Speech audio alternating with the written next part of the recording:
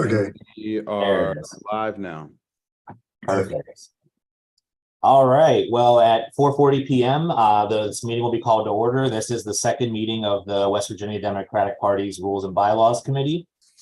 First thing we're going to do is do a roll call of the members, which even though those of us on Zoom, we can see everything. For the benefit of those who are viewing via stream who can't maybe not see everything at once, we'll just do I'll just go by last names, and I call you, just say here or present. Shane Assanzandi, of course I'm here. Bob Baker. Here. Mac Halterman. Present. Deb McCarthy. Not present, at least not yet. Maria Russo. Here, present. Judy Stevens. Here. Selena Vickers. Here. And Ray Whiting. Here. 7 of 8 members being present, that does constitute a quorum. I also want to thank the state party staff that are here. We have our executive director, Ryan Frankenberry. We also have Katie. I'm sorry, is it Blount or Blunt? I've never asked you. Oh, you're good. It's Blunt. Blunt, thank you. Okay. The O always threw me off, but we have Ryan Frankenberry and Katie Blunt here. Chair Pushkin is trying to join to speak, and he's having technical. Oh wait, there he is. There he is. That's actually perfect. And I also want to recognize Nikki Lauer, the state party's parliamentarian, and thank her for her continued service to the party and to this committee. And with that, before we move into full business, I want to just yield the floor to Chair Pushkin, who has joined, for any remarks he may have.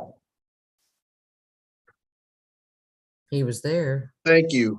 I just got on. I was on a different link, I think. So is everybody present and accounted for? That was Yes. elected. We just did roll call. We're missing Deb, but I called her and texted her, so I'm sure she'll be on. Okay, let's make sure nobody else got on, because I had an email from Selena with I think it might have had a different link. It sent me to a different place. So I apologize for being late, but I'm not staying on because I was not elected to this committee, or did I run for it. But I just want to thank you all for your time and the work you're about to put in. And there's a lot of work to do. I don't think our rules and bylaws have been addressed in quite some time. So once again, I appreciate y'all and all the work you do as Democrats. And as is evidenced by the last few weeks in the legislature, our work is needed. So thanks in advance. And happy birthday. Thank you. Yes. Thank you, Chair Pushkin, and belated happy birthday from all of us. Thank you. Appreciate it. Thanks. I'm gonna get out of your way. Thank you. Have a good night. All right, let me give me 1 second here to pull up the agenda. So the first thing I think we need to do here is to, since we've been in sort of a little bit of a no man's land, not having a bylaws committee chair yet, which is something we're going to address here in a few minutes. So we haven't really had a clear, idea of who's supposed to be setting the agenda. Selena very helpfully sent out like a draft agenda, which I will share on the screen here, and as soon as I can figure out the 60 tabs I have open. Actually, do I have permission to share my screen? Let's see. Yeah, Katie, if you can, or Ryan, if you can give me that would be helpful. Yeah, Katie, you've got the hosting now. Can you make it so that anyone can share screen? Yes.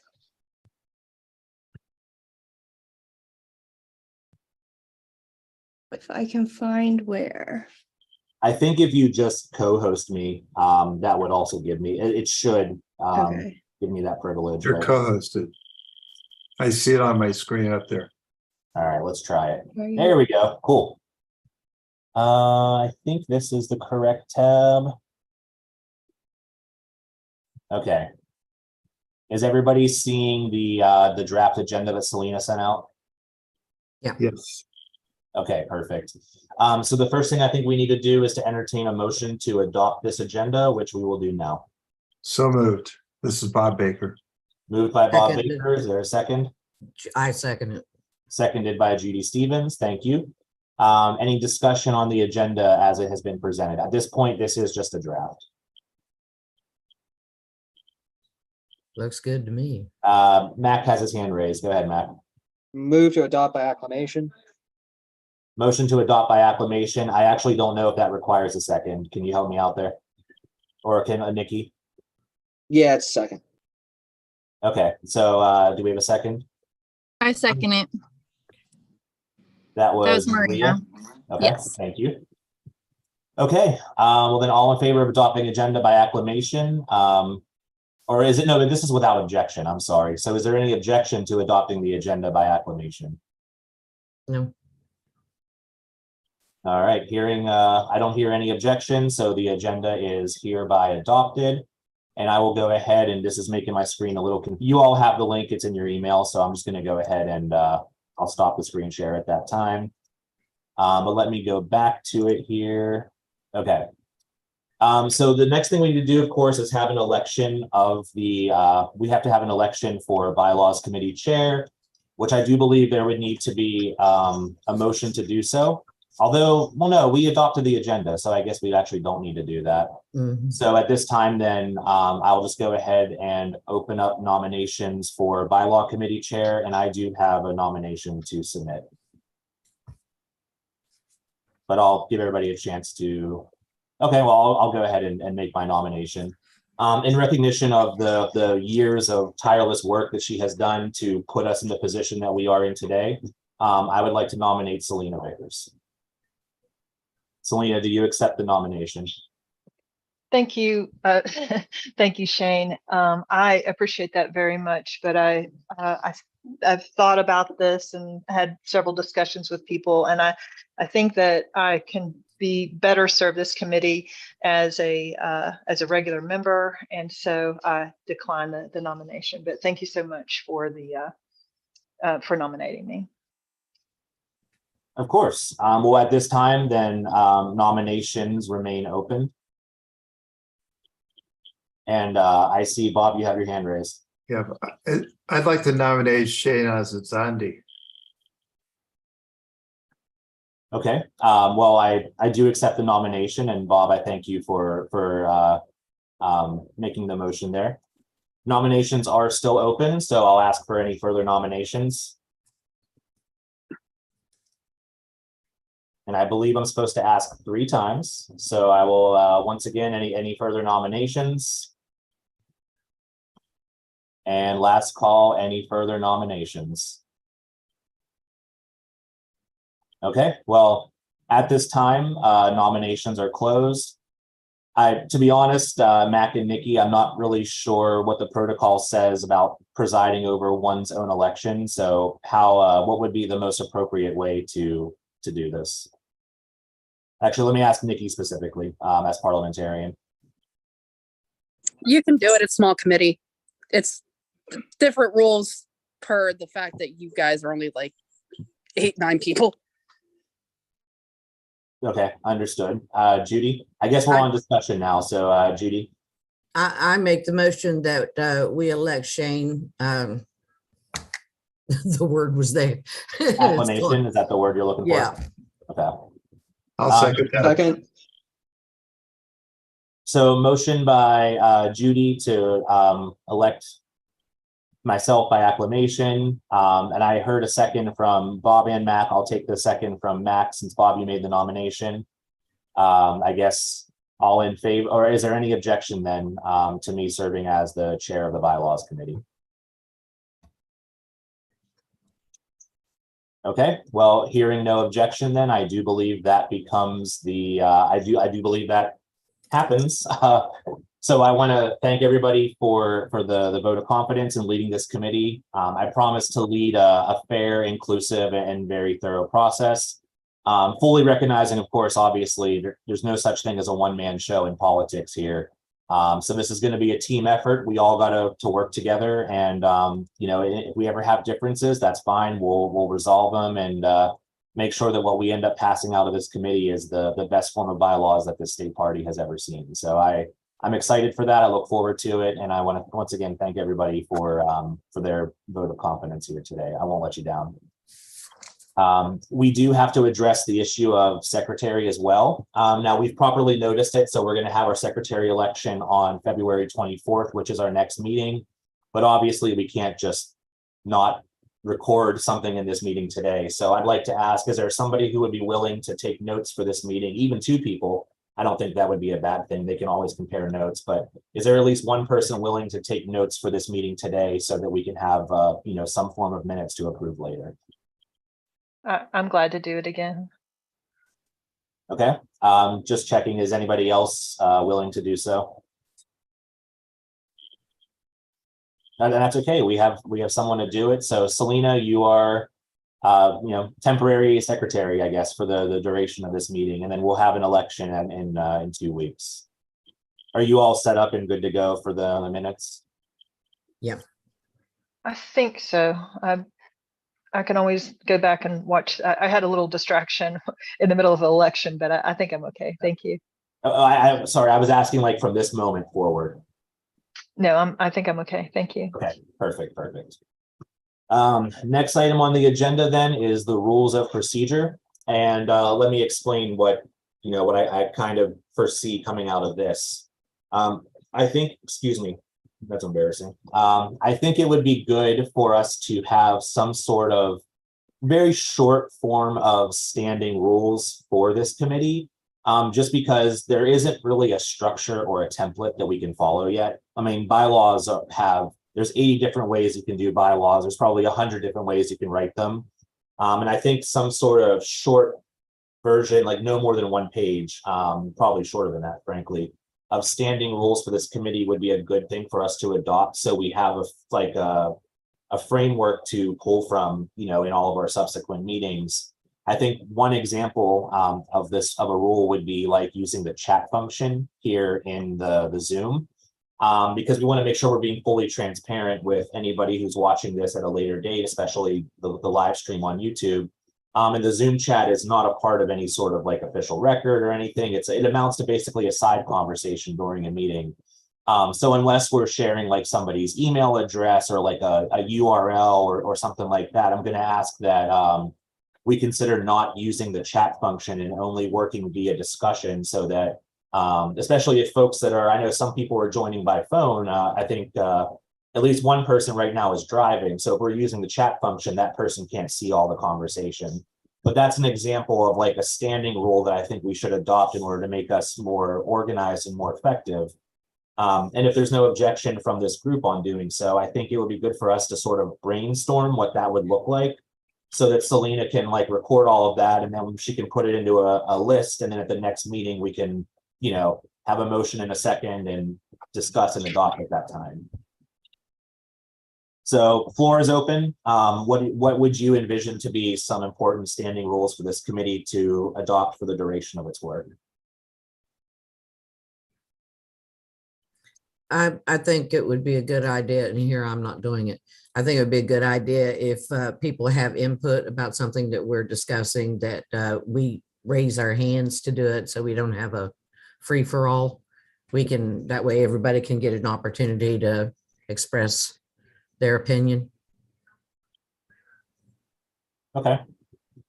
That makes sense. I think I interpret it like in this instance, I call for open discussion, which I think is where everybody can raise their hands and speak. I think if there's a time where there is a motion on the floor that we are debating for like a vote, that is the point that I would like to adopt a rule that, must be anybody can speak to a motion, and 2 times if they need to. But, at that point, I would say that that's when you should be recognized by the chair for the sake of order. But that could also be delineated in those rules. Bob? Yes, by raised hand, do we mean raised with the Zoom raised hand? Or does everybody know how to do that?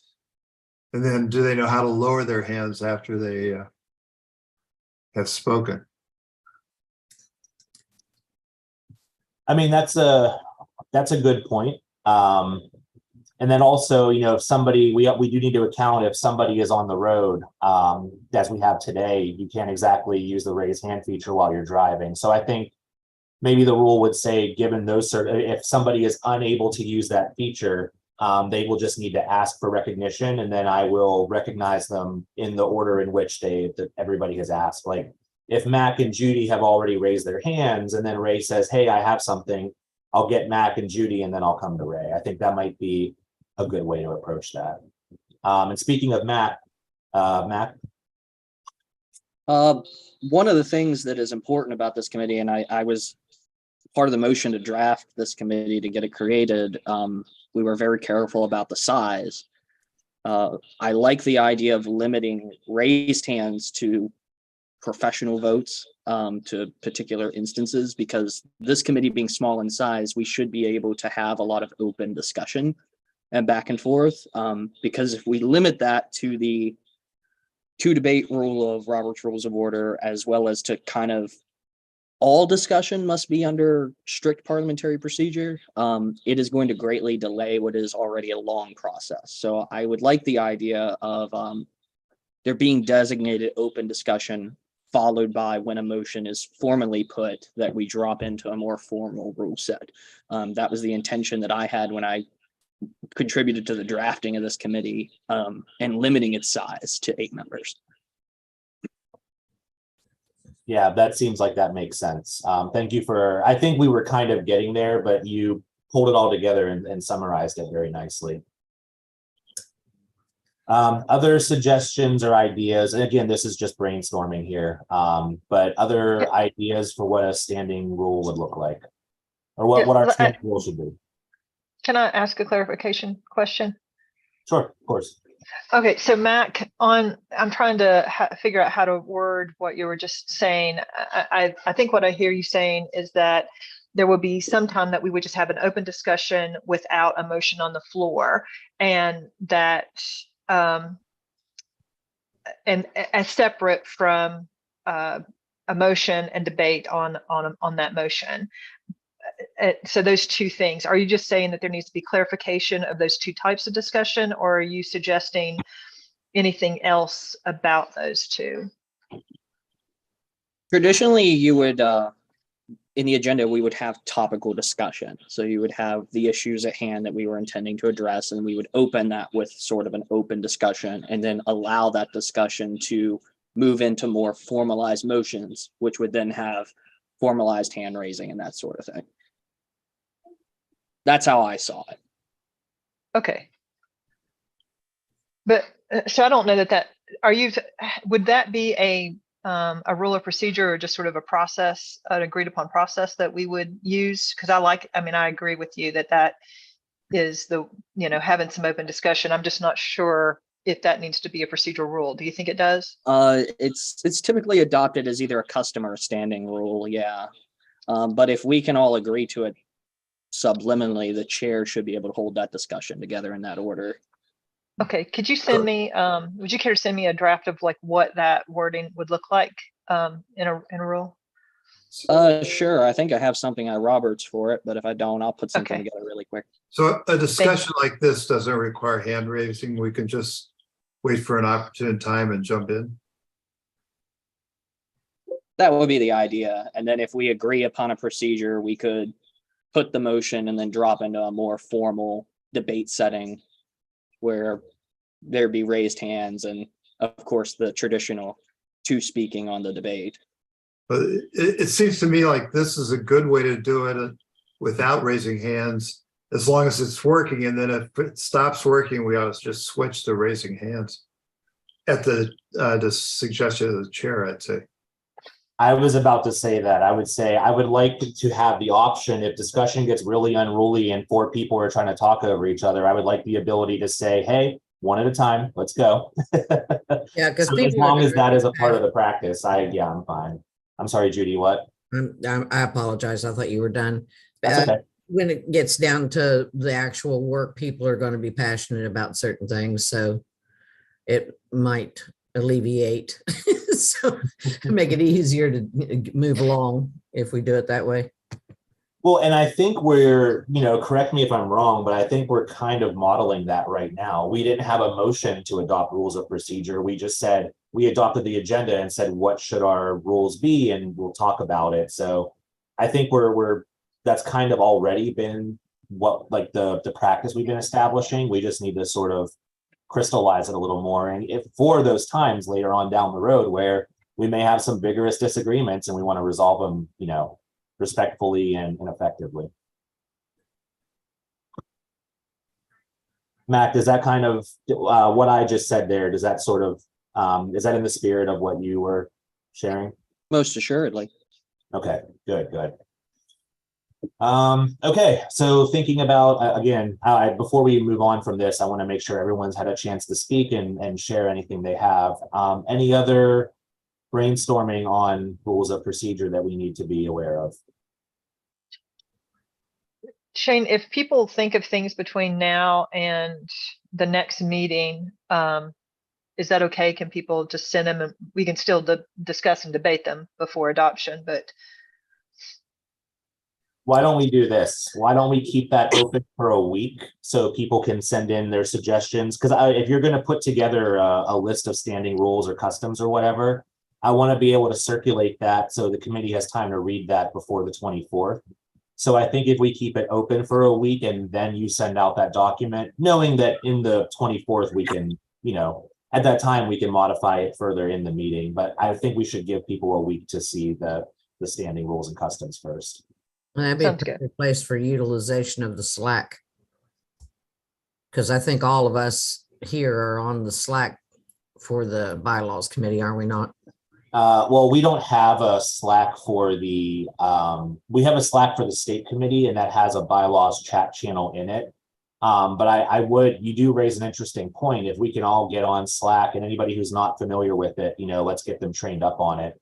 But I think having a Slack for the bylaws committee is a very good idea. But right now we just have one channel for bylaws. And if we're trying to figure out multiple things in a channel, that wouldn't, we might need a slightly different avenue for us to, send links and everything amongst ourselves. Can you open a private group in Slack, just like you can have person-to-person communications? Honestly, So I don't. bylaws committee would just be like eight or maybe including Ryan. I'm sure there's some way to do it, whether it would be a separate channel or a separate Slack or something. And obviously we want to be very cognizant of the fact that, all meetings of the state party, the Democratic Party orgs are public. So we don't want to really have, we don't want to use the Slack as a way to bypass the meetings, but it's also not realistic to think that we're never going to talk to each other but in the 2 weeks between meetings. So Right. I think the Slack would be a way for us to have a happy medium where we can share drafts of things and then, have that discussion, have the full discussion and the vote and the adoption like in the public sphere. I think there's a way to do both. Well, and there's an alternative too, because I've done it with Wood County. We had a group set up on Messenger where we could get, you can have a whole group of people and we'd set that up on Messenger. And then if we had to discuss something before a meeting that was important, we would just go ahead and do the discussion through there. So those that don't have Slack or know how to use Slack, but do have Messenger, that's also another option. It is. Yeah, I think for 8 people, we're an 8-person committee plus, staff and parliamentarians. So I think Slack would probably be totally fine. And again, we'd primarily be using this just to share documents and resources and things with each other between meetings, not so much for discussion. And that's where I think Messenger is more limiting because in Messenger, once you've talked for a week, right, it gets this long and you have to scroll all the way through. Whereas in Slack, we can say hey, we can pin a link and say, here's a current link to the draft copy of whatever we're doing so that all committee members have access to that information in a more organized fashion. That's my perspective though. I could be wrong. Just tossing ideas out. Yeah, we're brainstorming. It's all right. well, and I think that Brian has started us a Google Doc in the West Virginia Democratic Party, I don't know, somehow or another. And that's another option for us to be able to comment and edit on documents. I like that as well. Yeah, you're talking about a Google Drive, right, Selena, not the Google Doc. Yeah, I'm sorry. Yes, hey, That's guys, okay, I probably should have said I have COVID, so maybe I'm not quite up to par today. I apologize. No, don't apologize. I just wanted to clarify for the Yeah, you were right. You're right. I meant Google Drive, And like a folder. yeah, Right. I hate to say it, but I don't know how to navigate Google Drive.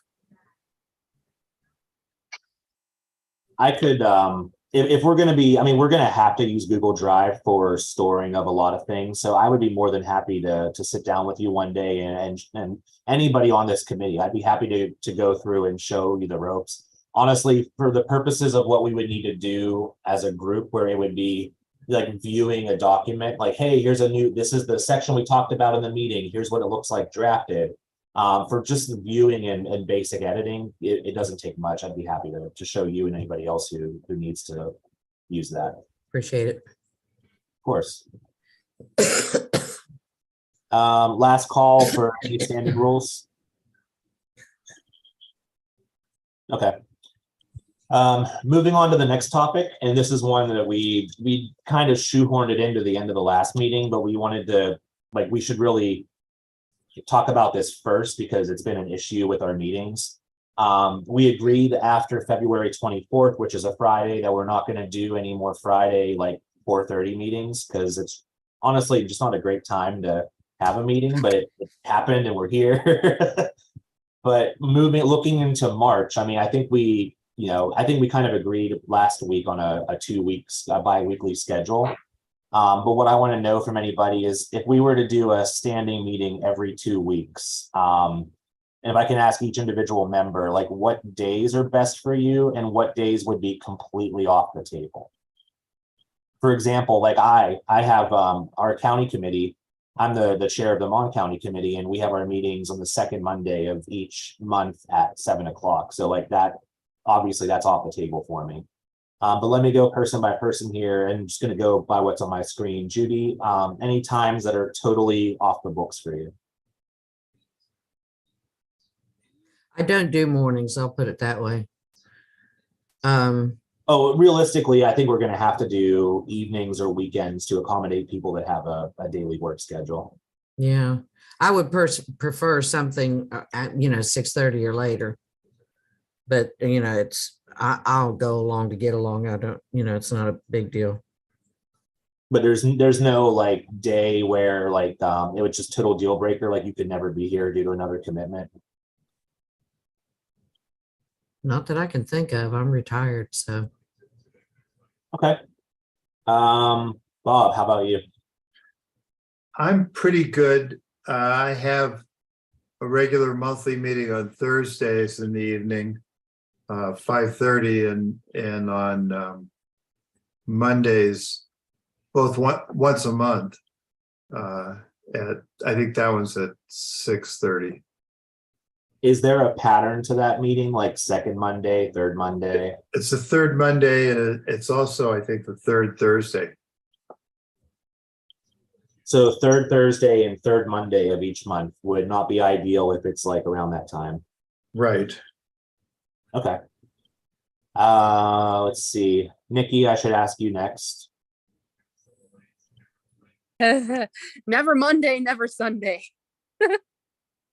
Okay. Mainly because I have to get up at 2 a.m. to go to work on those days. Man. Well, I don't love Yeah. I don't love Sunday meetings either. So but But if it other was than like that, we're good late afternoon and evening, and that goes for both me and Mackenzie. okay, good to know. Selena, how about you? I don't have anything that like is an absolute not okay, but I typically have other meetings Monday, Tuesday, and Wednesday evenings. So I think I would prefer Thursday, Friday, Saturday, or Sunday, and I'm okay. I mean, I understand that Saturday and Sunday is not good for people, and I could probably make anything work. Mondays are really bad though. I mean, that's pretty, so it seems like Mondays, because including myself with my conflict, it seems like Mondays are just not going to be it. So that's the good news so far. Matt, I know Nikki already talked to your schedule or spoke to your schedule, but anything else you want to share on that? My schedule is very up in the air at the moment due to some personal things. I would be most inclined to take anything afternoon on Wednesday, Thursday, Friday, and anything in the evening after 5 on Saturday. But Sundays and Mondays are atrocious. Okay. Maria, I know your schedule has got, I can't even imagine what kind of schedule you have right now, but, good for you. I know. I'm like, well, talk to me now and then talk to me in March, and I might be a different person because I'm lobbying right now. But generally, Tuesday, Wednesday, Thursday evenings work for me. Mondays don't, and Fridays are really hard as well. So I'd prefer those. And I'd prefer a weeknight over a weekend, but just because weekends I feel like look different for people all the time. So I'd kind of prefer like a standing meeting on a weekday evening. I'm hearing a lot of availability on Thursdays, so I'm kind of proposing that. But I also just wanted to say really quick, just to flag that 2 weeks after February 24th is going to be the last week of session. So I'm just putting that out there because I have no idea what my meeting schedules are going to look like that week. And I've heard that it's a lot of people running in a lot of different directions. So I will do my very best to be at whatever meeting is scheduled that week. But I just wanted to put that on the radar in case we wanted to push it back, or we can just set a meeting and I'll do my best to be there. I mean, given that you're spending exponentially more time under the dome than any other member of this committee, we'll cut you as much slack as you need it during the session. Don't worry about that. Thanks. I appreciate that. I'm trying to hold it down, but it's a lot.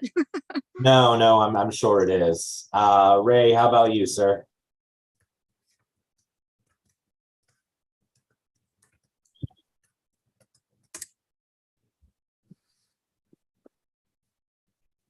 Ray, are I you? think Ray put in the chat. Oh, okay. I think Ray wrote in the chat that Monday, Tuesday, or Thursday evening is good for him. So. Okay, perfect. And is that, I believe I called on everybody. Deb's not here, so I do need to check in with Deb and see. We're not going to set the next meeting date right now because I've got some scribbled notes here, and this is Selena's going to, go through and take the notes. So we'll figure out ASAP, like probably this weekend, what's going to be a good meeting cycle, and then we'll go ahead and establish that. But I'm getting the vibe that it's going to be bi-weekly. I'm feeling like we're going to coalesce around bi-weekly on Thursdays, which actually works for me. County Chairs Association meets on Wednesdays, the last Wednesday of the month. So I was hoping not to do Wednesdays as well. So weren't Tuesdays pretty free for people? Selena might have something, but Selena said Thursday, Friday, Saturday, Sunday. I can do some. Sometimes I might have a conflict, but it's this is the priority. I may occasionally have a conflict. Everybody indicated Thursday availability except Bob. You have a conflict on the third Thursday. So if we did bi-weekly, second and fourth, I think once I talk to Deb, that might be what works for everybody. But I have to. Wood County holds their meetings the first Thursday of the month. So second and fourth would be okay, because if we were bi-weekly on the first and the third, that would affect you and Bob, but second and fourth doesn't sound bad. And that's not quite bi-weekly because sometimes there's 5 Thursdays, but. Right. But ish. Yeah. 2 meetings a month, Yeah. Well, if we hit a 5th Thursday, then we'll have to adjust our schedule accordingly. We'll just take it on a case by case basis, but it feels like we're coalescing around that. But let me, and Max said that the second and fourth he notices is the only one that's totally open. But let me talk to Deb, and then we'll put this in, we'll formalize this pretty soon. We're talking about meetings that would happen in March. So it's as long as we get this done in the next couple of days and have a schedule that we all agree on, it'll be fine. Okay. Well, that actually, yeah. So let's talk about that. If we're going to do, and I'm assuming that nobody wants to do weekends, right? Is there anybody here that wants to do weekend meetings? Not really. I do. I don't want it, but I'm not opposed to it. Okay. What were you saying, Bob? I could do Sunday mostly, and maybe in the morning Saturdays. But nobody wants, I'm saying we have a preference for weekends? Is there anybody who would prefer a weekend over a weekday? Right. Okay. So time of the evening, and I think this is a good place for us to mention that we've been on a 90-minute schedule for these meetings. Our first meeting was about 90 minutes, but I think we went over like 15 because we had some good discussion, and that was totally fine. There may be times, and I think honestly, I would expect in a lot of cases, I think our meetings could go up to 2 hours. So I think if we're going to have a 6:30 start time, we should understand that might mean going until 8:30. And as long as everyone's okay with that, I certainly am. But in choosing a meeting time, we should be aware that we want to budget up to 2 hours for a meeting. And I figured that if we got into something hot and heavy, it might even take longer, but I was kind of counting on at least 2-hour meetings once we get into the working. Well, I'll give you my perspective. If it's an hour and a half meeting or an hour meeting and you run a little over, I don't think that's a bad thing.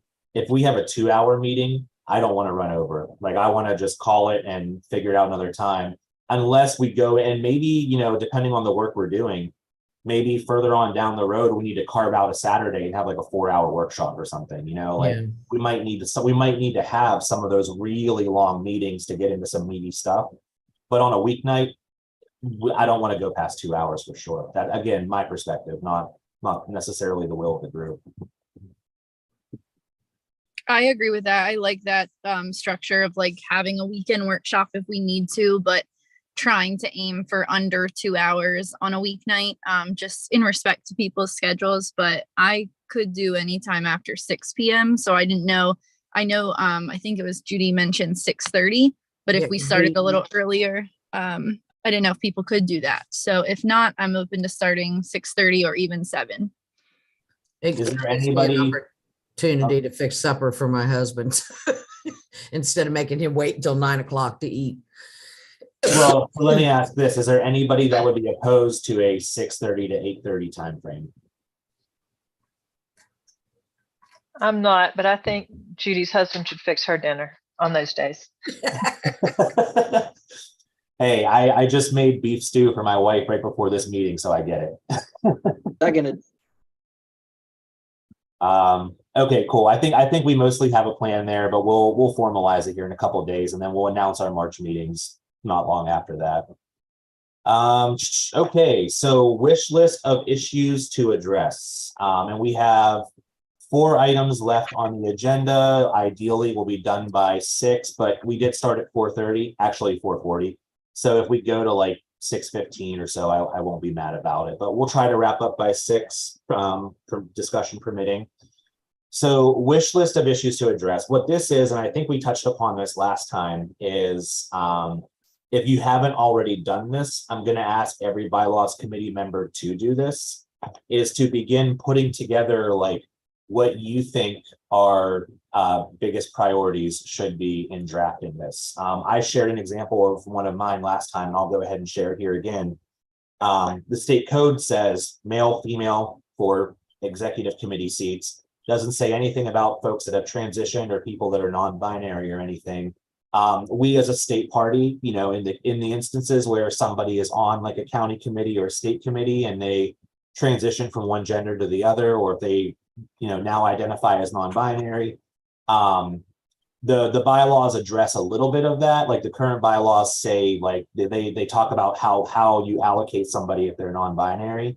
They don't talk about what to do if somebody was elected to a male seat and is now female, and that's sort of in conflict with state code in a way. And I don't know what the confluence of all that is.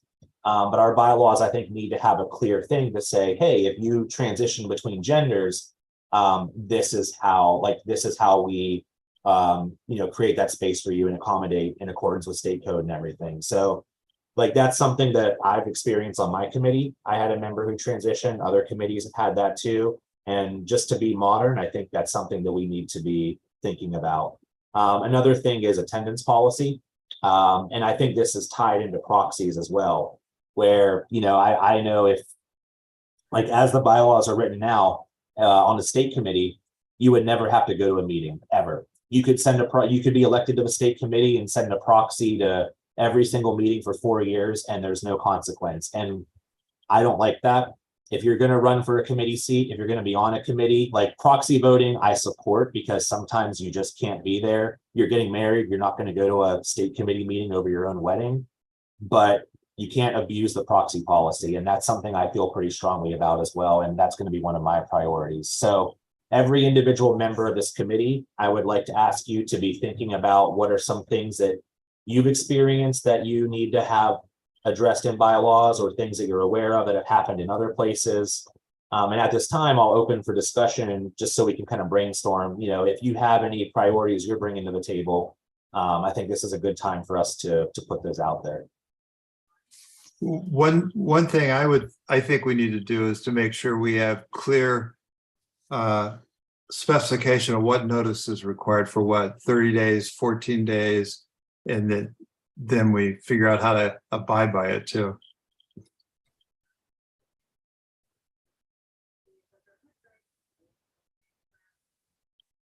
Okay, yeah, this is open discussion, so everybody can, anybody who wants to jump in, feel free to do so at this time. Okay, I was going through the bylaws today I just got to like the first 7 pages. Just because I thought we were going to start working on them tonight. And came across 3 things that I have questions about that we might address. One is what happens if there is a conflict and it's something that needs to be taken before a Board of Appeals, but like last year, there was no Board of Appeals seated. What would you do in a situation like that?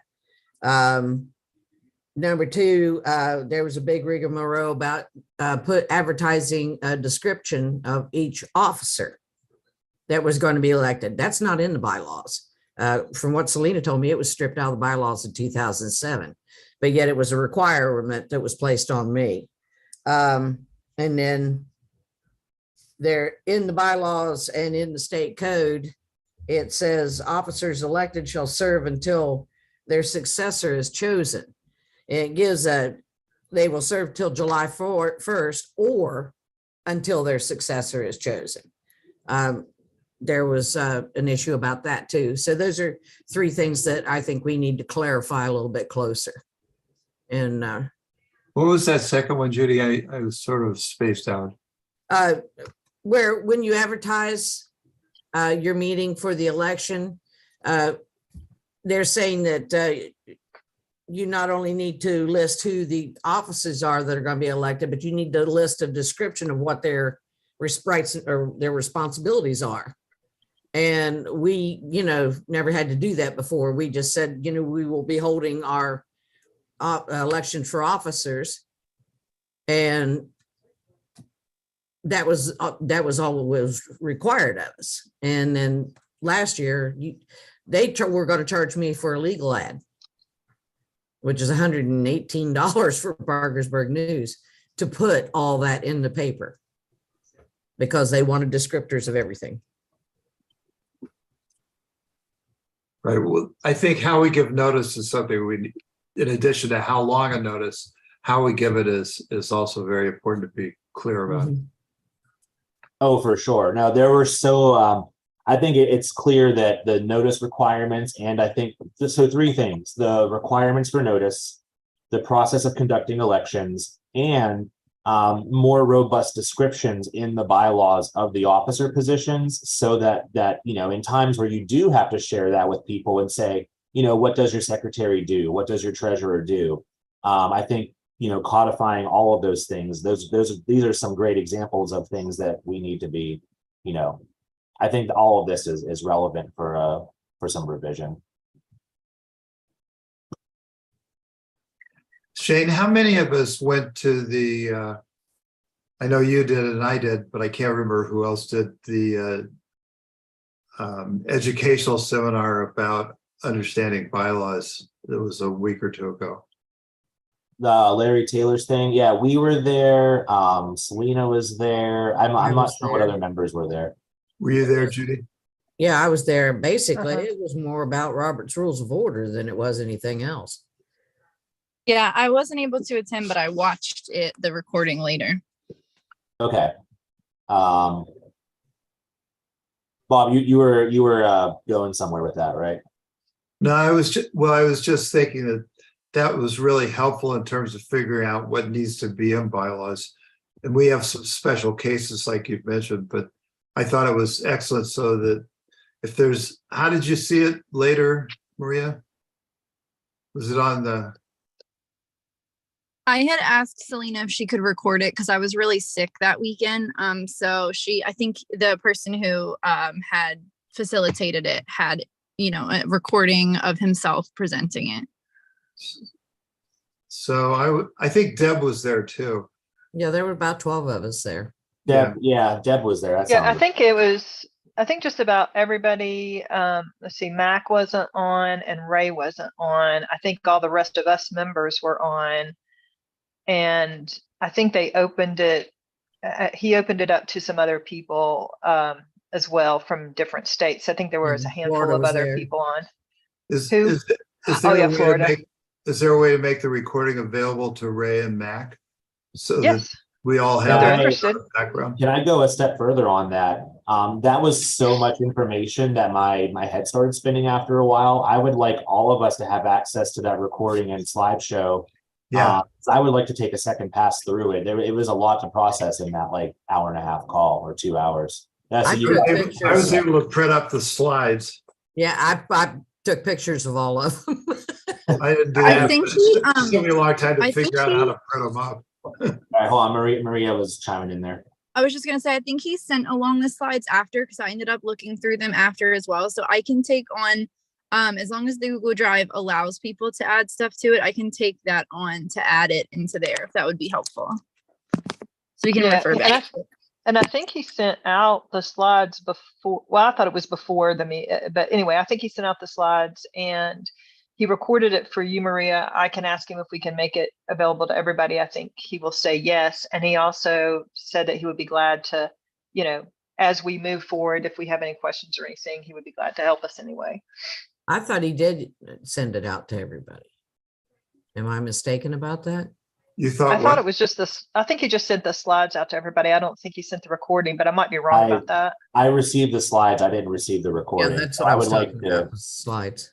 if somebody can Yeah. put those A in the Google Drive and B, send out a reminder email to the bylaw committee members.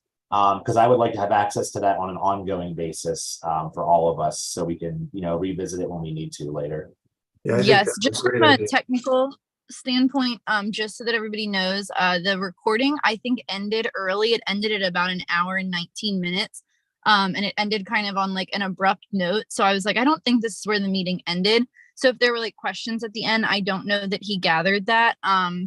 So that might be a technical thing. He might be able to still have the recording of that other section. Selena, I'm not sure if we want to ask him about that. But I just want to put that on people's radars in case they went to look. It kind of ends early, I believe, but still helpful.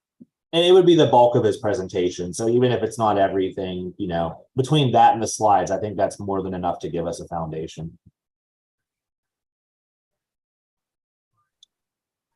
Good. Okay. I think what happened, hold on, Maria, I think what happened is he wanted to go through all the details and then stop, he wanted to stop the recording so that different people might have like very specific questions that they might not want, on a recording.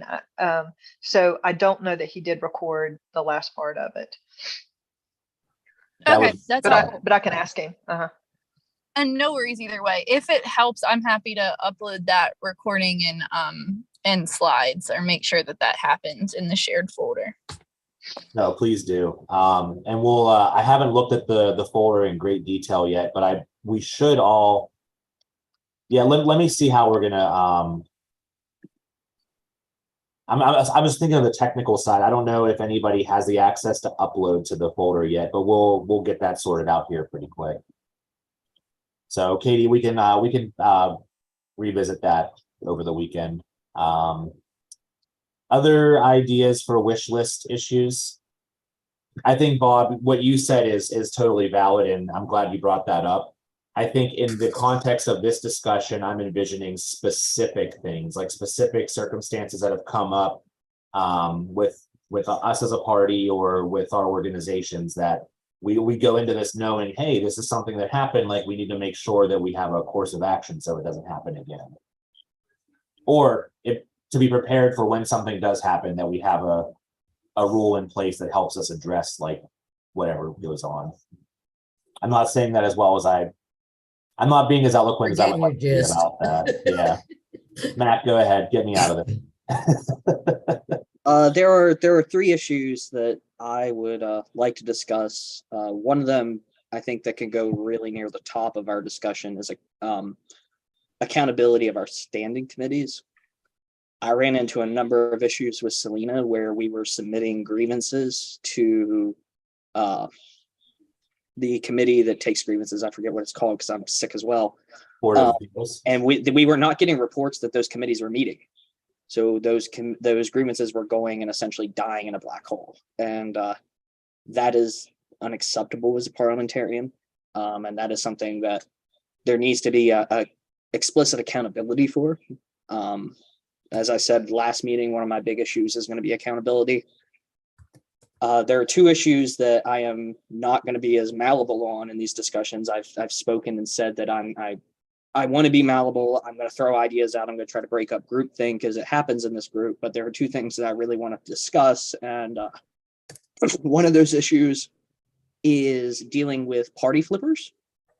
And I'd be happy to have some very explicit discussions of that after them before that comes up. But I think that should be something that comes up much later in this bylaws revision. It does not need to be something that's tackled early on. I'm sorry, Mac, dealing with what? Party flippers. Somebody that's elected as a Democrat and then switches to Republican. It's happened 3 times. Okay. It's happened a bit more than that going back through my history with it. Well, I think Judy was saying in recent history. Yeah. Like, Yeah. couple cycles. Yeah. Justice. And lastly, I'm sorry, I'm sick. I forgot my own third issue.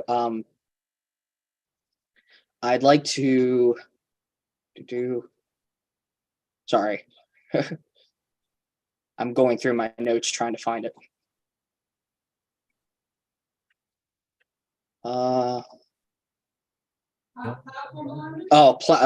Platform empowerment. Providing some strength to our platform. We as a party provide the branding, we provide resources, or my hope is as we strengthen this party, we will provide resources to our candidates.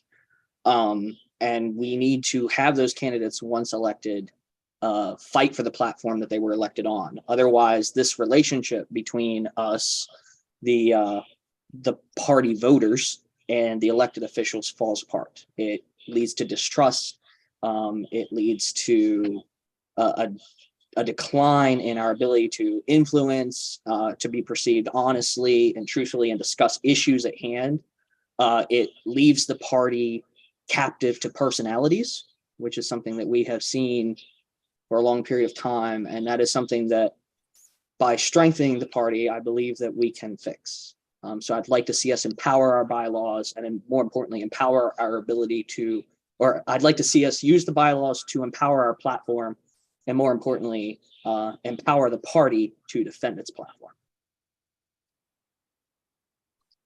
All right, thank you, Mac. And if you guys hear squeaking in the background, I apologize. I have guinea pigs in this room, and they're noisy sometimes. So if you hear that in the back, just ignore it.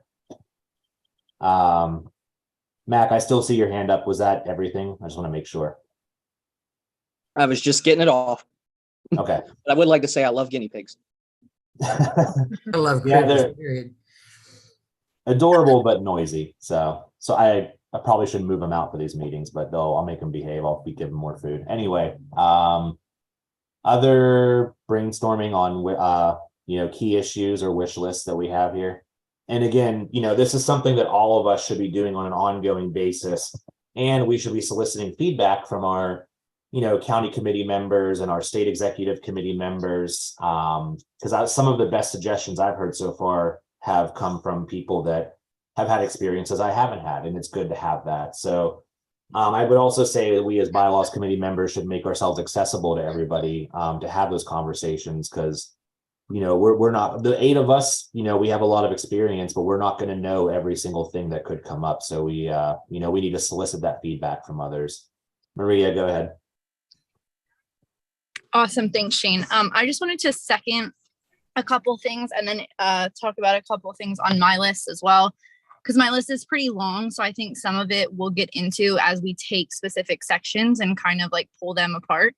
But I'm seconding the identity sort of equal division around gender, and really talking about how, because I think the original intent of that section is to balance representation. But as it's written now, I actually think it works to kind of set people outside of the process or really exclude a lot of folks. So I'd really like to think through how we can both ensure balanced representation but then also make sure it's inclusive in nature, like the process. So that's one thing I just wanted to second and totally say I think is very important. Seconding the attendance policy as well, that goes without saying. I also had a topic around the delegates. I know that there's been some conversation around like the DNC. Oh, can you guys hear me? Oh, okay. Around, I actually have went back and read Selena's article about what happened in 2016 when we had delegates. We had people who voted for Bernie Sanders across the state. And then when the Democratic National Convention came around, it didn't feel that that was represented, that our people's vote was really present. And so that's something that I just like to talk about more largely, is how are we making sure that as a state party, we are representing the way that our people are telling us they want us to vote. And I think we have a real opportunity for leadership here. So I might have not expressed that as succinctly as I wanted, because it's just a recent thought that I was like, oh yeah, I want to bring that up tonight. I will have more thoughts on it later, but I wanted to make sure to pin it here as a super important topic for myself. Hey, we're just brainstorming right now, so it doesn't have to be succinct or perfect. We're just sharing ideas, and I think I like the ideas I've heard here today. So I think that was good. I was trying to be supportive. Sorry, I didn't do it the right way. I appreciate that. Thank you. You just don't have the words on a Friday. That's also why I'm like, oh, a Friday meeting. But I appreciate that. And yeah, more discussion on all of this. But I think it's good we start putting together a wish list to try to figure out like what are our main priorities going into it before we get into the weeds. No, I agree. Yeah, I think we're all, hopefully, if we do Thursdays, we all might have a little more gas in the tank on Thursdays and Fridays. So that'll definitely help too. Is there anybody who hasn't spoken to their priorities yet that would like to share? I have a list. Okay. All right. So I agree. I mean, there's like I did not put together my full list today, but these are the things that sort of I've been thinking about. Definitely, we need to fix that part of the bylaws where the organizational meeting in one area is 14 days and the other area is 30 days, that's like a conflict that has to be fixed. I think we need to do, I agree with, making sure that we have notice of regular meetings. And I think that we need to be clear about even committee meetings and how to, like subcommittee meetings and how to notice and that sort of thing. One of the things that we have in the bylaws that we mention, but we don't like clarify, we mention recognized organizations. Specifically County Chairs Association, Federation of Democratic Women, and Young Democrats. So those are recognized organizations, but we don't talk about like what that recognition means. Now the DNC has been very clear about what they mean by recognized organizations, and what those organizations, the accountability that those organizations have to the DNC. And I think that we need to be clear about what those, what the recognized organizations that we have, what the accountability is. I'm not in any way saying that, they can't, have their own bylaws and do their own thing. But the DNC has been clear that recognized organizations have to cannot conflict with the national charter and DNC bylaws. And there are basic principles you have to abide by, including open meetings, say, for instance. So I think that it's unfair to recognize organizations, to have expectations of them and not tell them what those expectations are, you know. So I think that we need to do that. One of the things that I think I really want to do is to build the party. And the most excitement that I have ever seen in my life around party building is the mass county conventions and the state convention. And definitely there's, in 2016, there was a lot of enthusiasm around Bernie Sanders that led to that. But I'll never forget, you know, we had like resolutions about mountaintop removal, and we had resolutions about clean water and stuff like that.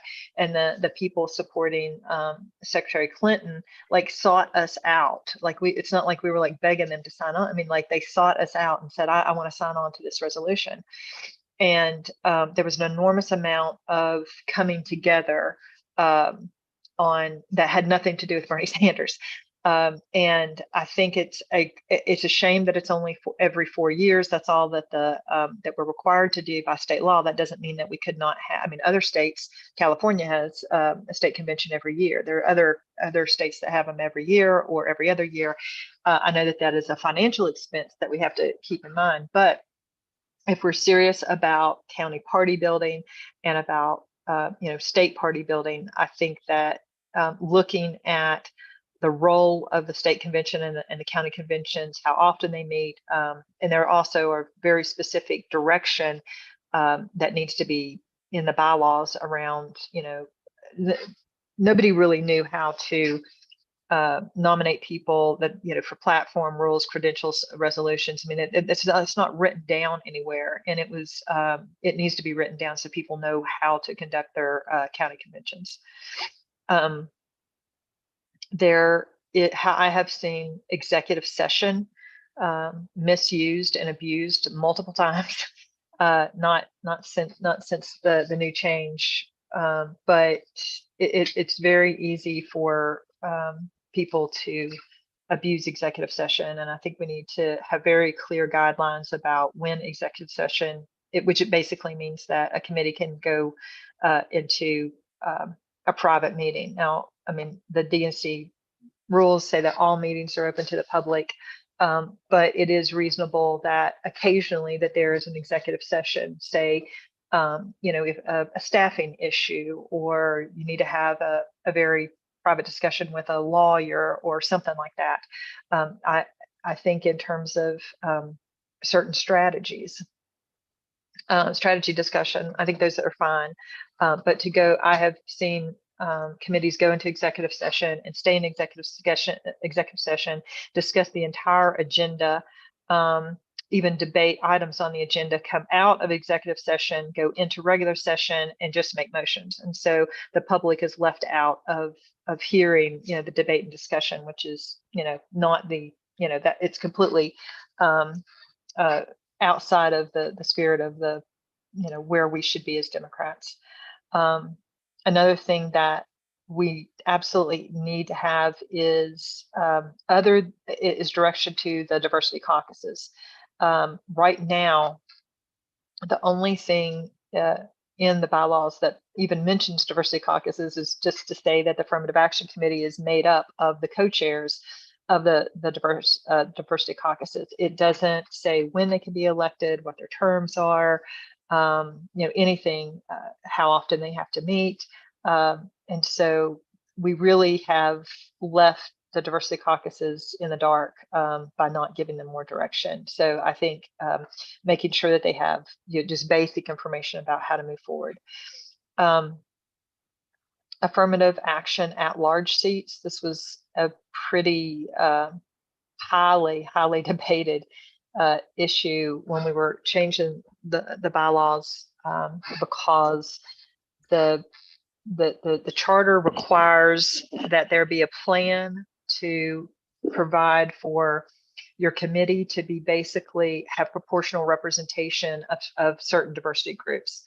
And so we have worked towards that. But all that we got initially was the affirmative action co-chairs and 6 other at-large diversity people. Now, we ended up doing an enormously great job of recruiting diverse people for the state executive committee, and we're close. I mean, we're doing really well.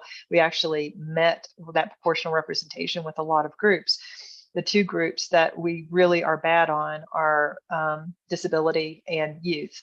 And so there needs to be, I'm grateful that we got those 8 at-large seats, but in my opinion, there needs to be more. And Alabama is, I believe, the role model for how to do it. They were in a lot of trouble with the DNC, and the DNC Rules and Bylaws Committee basically, well, there was a member that basically wrote their affirmative action plan, and it's a well, I don't need to go into all the details about it, but they wrote the plan, and it ensures that you have appropriate diversity on your state executive committee. And I think that we should take a hard look at that, at those at-large seats, and how we want to incorporate them into the bylaws. I second what Max said about standing committees. The only problem is, other than a policy committee that never meets and the Board of Appeals, those are the only standing committees that are listed in the bylaws. I mean, there's not a resolutions committee, there's not a credentials committee, there's not a rules committee. That we're an ad hoc committee. So I think we need to make sure that standing committees are listed in there, and list their accountability, that they are expected to report out at every regular meeting, blah, blah, blah, and what their responsibilities are. One of the things that did not, I pushed really hard for to have a caucus related to people with moderate and low income, that didn't make the cut and never got addressed. And we have an enormously high rate of people in poverty and in West Virginia, and they often are not represented. And we need to make sure that they have that we have a process in place for making sure that low and moderate income people, especially low income people, have access to participate in the party. And I suggest that we have a poverty caucus or a poverty council, and make sure that they have some representation on the state executive committee. And the last thing is, at the DNC, they have different caucuses and councils, and I'm not going to go into the difference between them right now, but it's a great way of getting people involved in the party. And so, for instance, maybe there would be a veterans council, or an environmental council, or progressive council, labor council. And so you have, just like anybody that is Asian American can join the Asian, or even if they're not Asian American, they can still attend the Asian American Diversity Caucus and work towards those goals. People could coalesce around issues like environmental issues, labor issues, different things like that, if we had a process for people to start councils and for them to have input into the process. So anyway, those are I'm sorry, that's kind of a long list, but those are things that I recommend that we at some point discuss. So I'd actually like to speak to something that you shared, because it resonated with me, and I realized this was on my priority list and I just didn't speak to it earlier. But you mentioned the sort of the clarification that is needed for the groups that are associated with the party, like Federation of Democratic Women, Young Democrats, and I would argue college Democrats as well, because the college Democrats of the West Virginia college Democrats are not yet recognized by the state party, which they obviously should be. I mean, they're doing great work. Jared Powell is the current president or chair, whatever they call it. Jared's great. But that means they deserve a seat on the state executive committee the way that Young Democrats do. I think that's a no-brainer to me.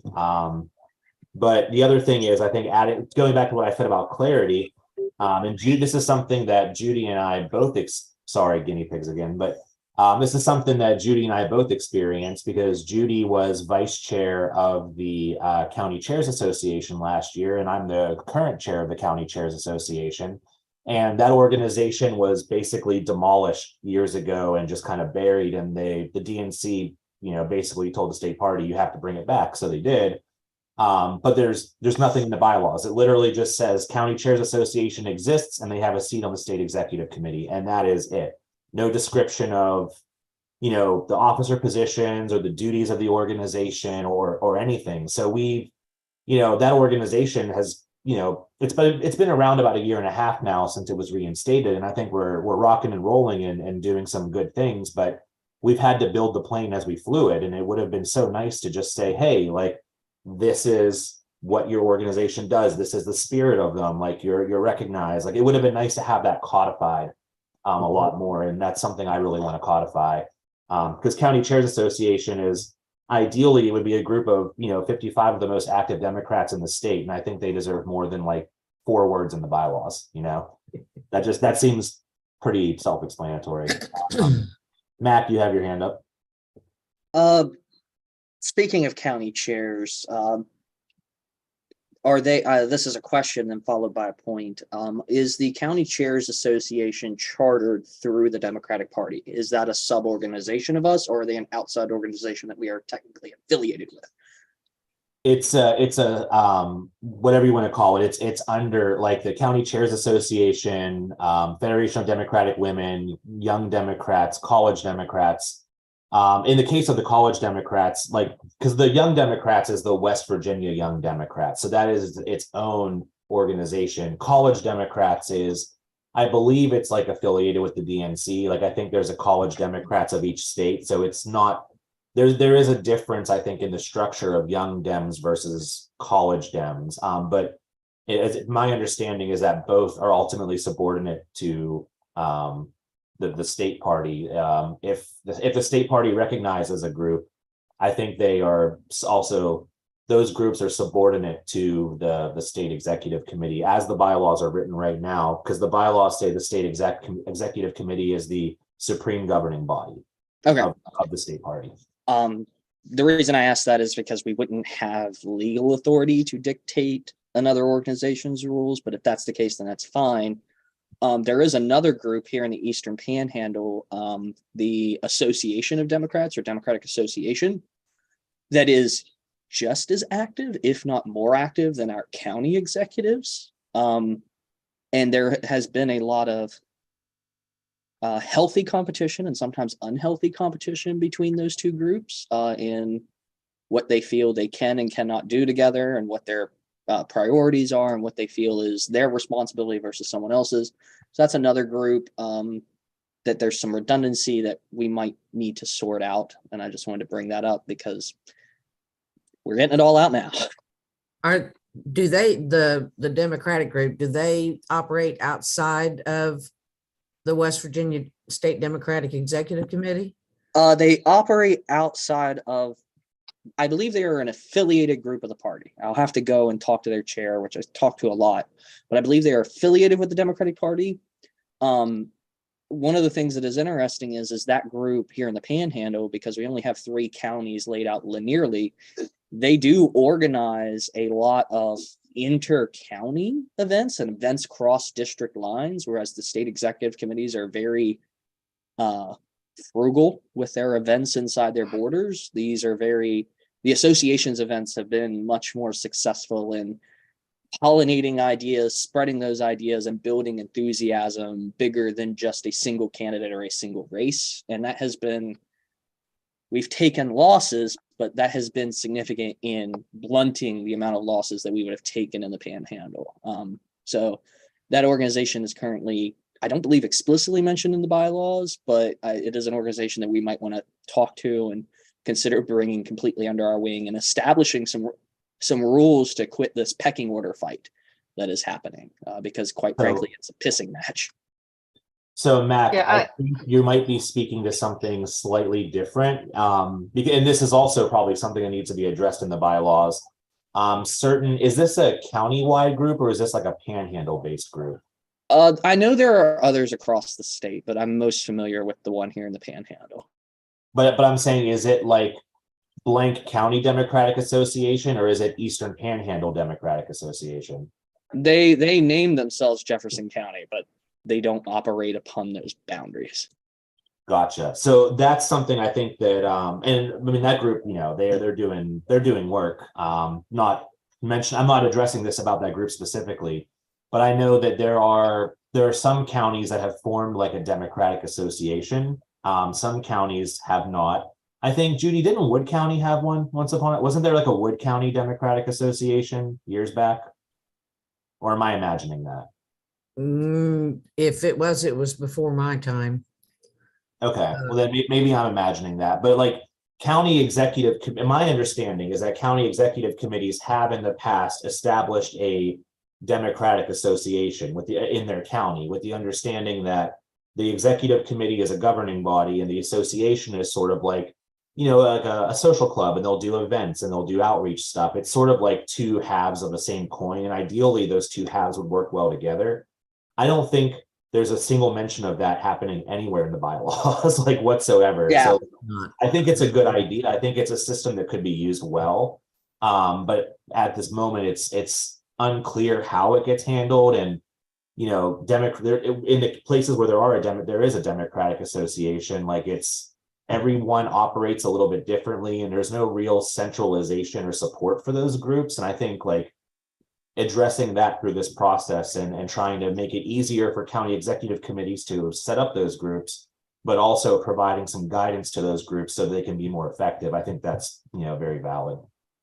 Yeah, that speaks to my last point I made in chat about we need to address explicit organizational structure. So, all right, that's just redundant. Thank you. No, thank you, Mac. I want to point out for sake of time, I mean, this is good discussion and we're going to go past 6. I do want to point out for sake of time, we're at, 5:56. And we have one other item that we absolutely need to address. But, we want to give some time to wind this down. Selena, go ahead. Yeah. The other thing I wanted to say, and I just so you know, I agree with that. And I wish I we had thought about that before, but yes, those different groups. And there are also Democratic groups that are municipalities, just work within municipalities and, figuring it all out. It's all really good stuff. One of the things that and I don't know, we haven't made a definitive decision about, are we going to, strike and insert as we do bylaws, or are we committed to doing a full overhaul?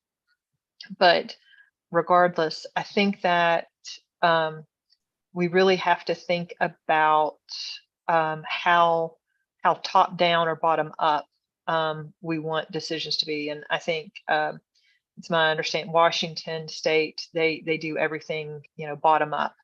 And there's a lot of state parties, their state convention is sort of like the be all end all. They're the supreme governing group, not necessarily the state executive committee.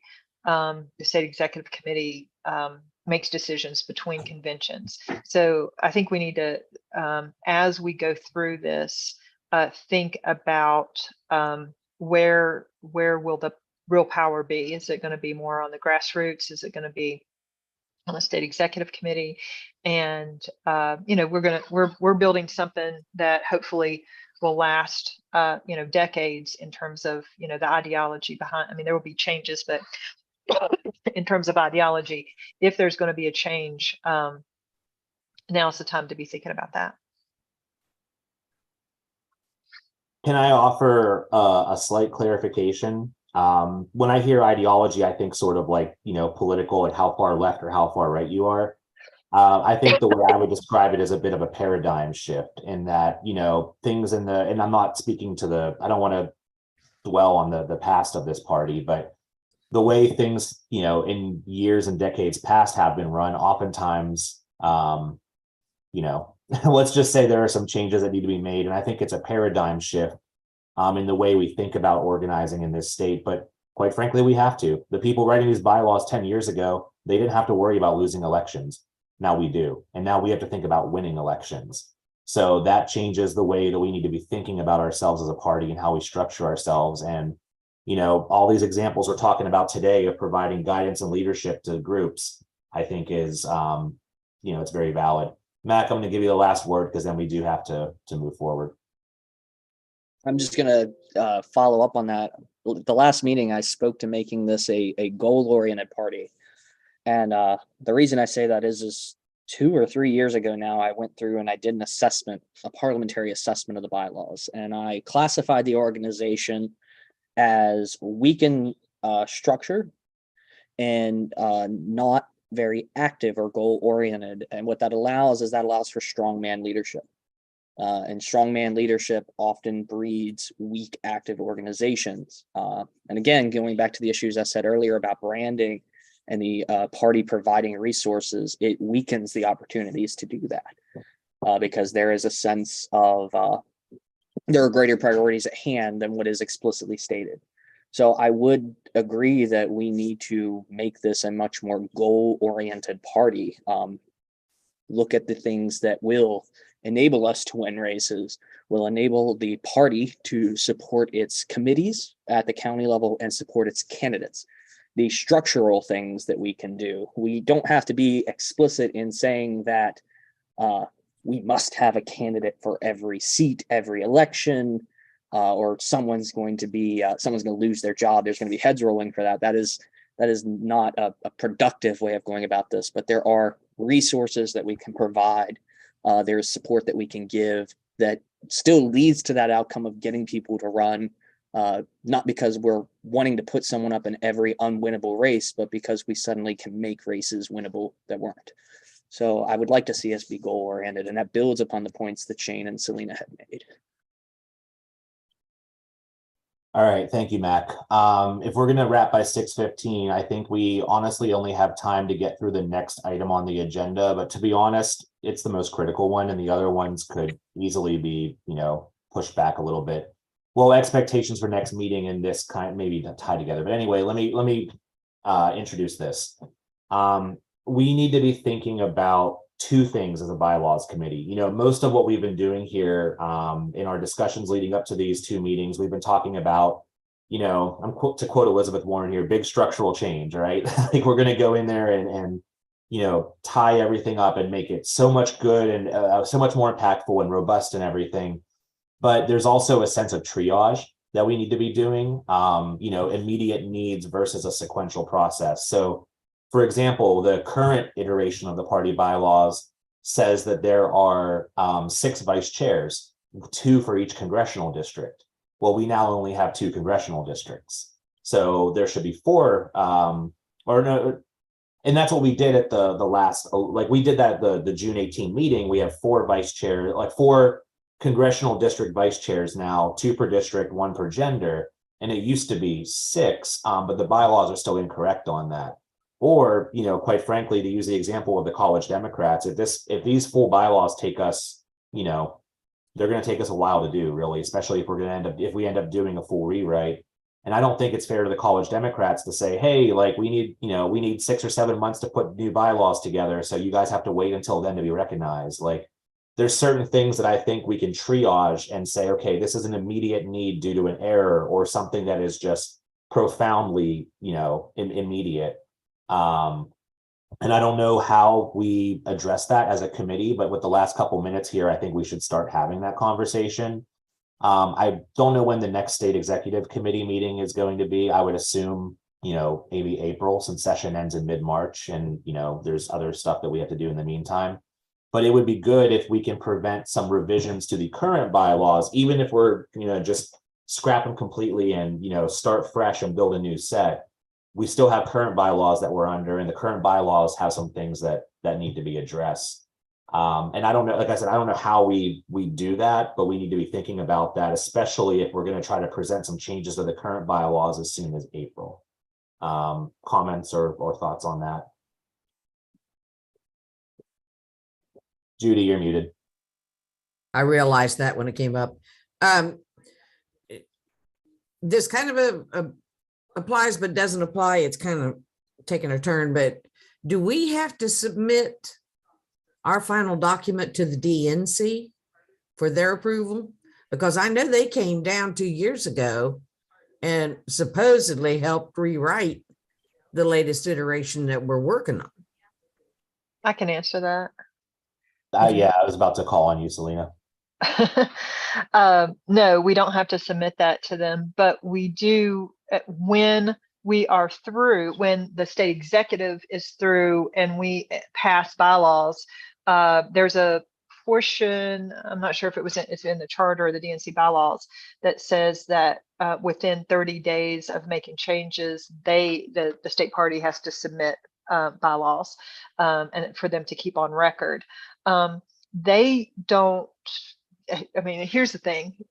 They won't do anything. It could be the worst bylaws ever, and they will not do anything unless somebody files a challenge. So, but they will have it on record what those bylaws are. So what our responsibility really is to ensure that everything that we turn in is not in conflict with the charter and bylaws.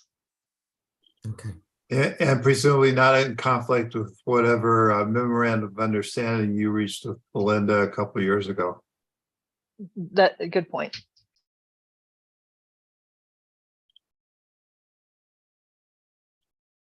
Sorry, I had to step away for like 8 seconds. I'm back.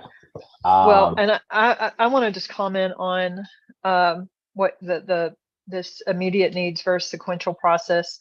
I support that. At the last meeting, I said, well, I think we should do it sequentially. But the more that I've thought about it, I think that you're absolutely right. There are some things that I think it would be good for us to go ahead and address and get those out of the way. We need to figure out what those are, but I like the idea of doing it. I think it's a good way for us to practice our process of how we're going to work together and do this. And I think it will set us up in many ways to be very effective as we move through the rest of the work that we need to do.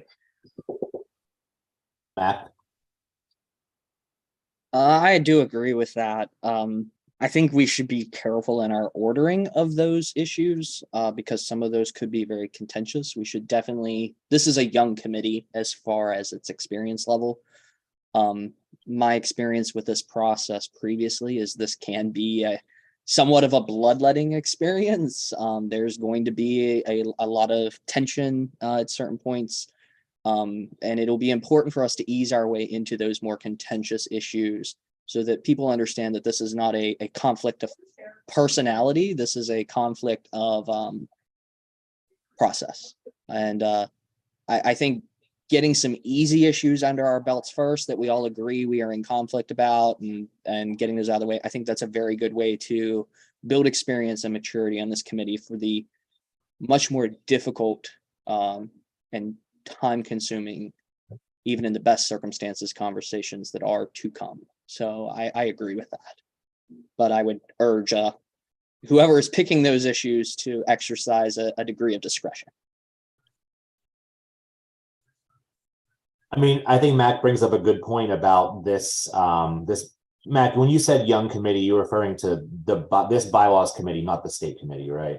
Yeah. I was referring to the experience of this committee. We are youthful at heart in both age and experience. Right. Yeah, this is our second meeting. So we, we obviously have, we got to figure out our processes and everything. And I would suggest, and maybe we can let this marinate for the next meeting. And if there's no objection to it, then I think this goes on our agenda for the next meeting. Maybe one of our first exercises needs to be looking at the current bylaws and patching some of those like holes, like stopping I don't know if we've used like a metaphor, like stop the bleeding or anything, but like to stop the bleeding. So we make sure we strengthen our current ones, at least patch some of the holes. And that won't take very long, I don't think, but we have to get that done and submit that to the state party within 30 days before a state executive committee meeting.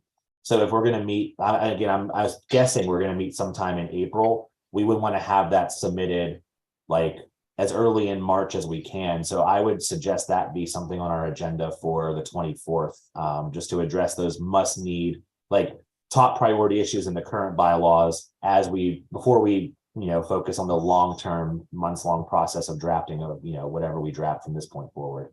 Yeah, and we need, as we're going through this process, I have seen in several areas where the same thing is said over and over and over again. That's redundant and it's unnecessary.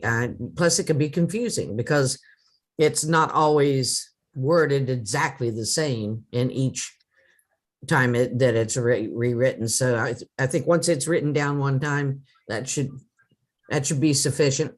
So it kind of alleviates some of the confusion and that kind of thing. But that's just my personal opinion.